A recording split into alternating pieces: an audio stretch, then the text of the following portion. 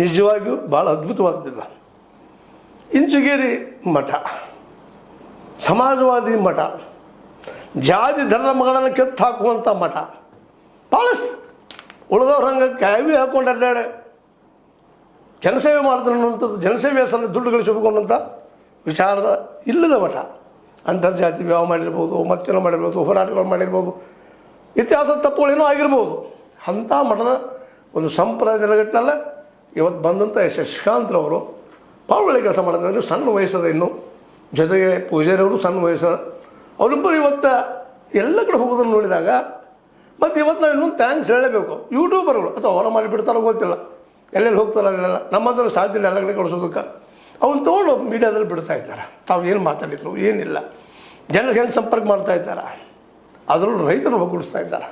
ಜಾತಿ ಧರ್ಮಕ್ಕಿಂತ ಹಾಕರಿ ಅಂತ ಹೇಳ್ತಾ ಇದ್ದಾರೆ. ಇದು ಭಾಳ ಒಳ್ಳೆ ಕೆಲಸ. ಇನ್ನೊಂದು ಅದ ರೀ, ಇಂಥ ಮೂಮೆಂಟ್ ಮಾಡಿದ ಕೂಡಲೇ ಇವ ರಾಜಕೀಯ ಮಾಡ್ತಾನೇನೋ, ರಾಜಕೀಯ ಹಾಕೈತಿರು. ಯಾಕೆ ರೀ ರಾಜಕೀಯ ಯಾಕೆ ಕೆಟ್ಟ? ಅದು ನೀತಿ ರೀ, ಅದು ರಾಜನೀತಿ, ಅದು ಸೇವೆ ಮಾಡುವಂಥ ಒಳ್ಳೆಯ ಸ್ಥಾನ. ಆದರೆ ಇಲ್ಲೆಲ್ಲ ದುಷ್ಟರು ಸೇರಿದ್ದಾರೆ, ದುಡ್ಡಿದ್ದವರು ಸೇರಿದ್ದಾರೆ, ಲಪುಟರು ಸೇರಿದ್ದಾರೆ, ಕೊಲೆಗಡಗಳು ಸೇರಿದ್ದಾರೆ. ಏನು ಶಬ್ದಗಳಿಲ್ಲ. ಎಷ್ಟು ಜನ ಕ್ರಿಮಿನಲ್ಸ್ ಇಲ್ಲರಿ ಈ ನಾಯಕರಲ್ಲ. ನಮ್ದಲ್ಲ ರಾಜಕೀಯ, ಆದರೆ ಅವರಿಂದ ರಾಜಕೀಯ ಕೆಟ್ಟದ, ರಾಜನೀತಿ ಕೆಟ್ಟಿಲ್ಲ, ಇರೋಲ್ಲದ. ಅದನ್ನು ಹೇಳ್ತಾ ಇದ್ದಾರೆ ನಮ್ಮ ಗುರೂಜಿ ಅವರು. ಒಂದು ಕಡೆ ನೋಡಿದ್ದೆ ನಾನು, ಭಾಳ ಖುಷಿ ಅನ್ನಿಸ್ತು. ಹೌದ್ರಿ, ಯಾಕೆ ರಾಜಕೀಯ, ಯಾಕೆ ಹಂಗಂದ್ರೆ ಪ್ರೊಫೆಸರ್ ನಂಜುಂಡಸ್ವಾಮಿ ಅವ್ರು ಮಾಡಿದ ತಪ್ಪ, ಎಲೆಕ್ಷನ್ ಇದ್ದಿದ್ದು. ಹೌದು, ದುಡ್ಡಿಲ್ಲ ನಿಮ್ಗೆ ಕೊಡಲಿಕ್ಕೆ ಒಪ್ತೀನಿ ಆ ಮಾತನ್ನ.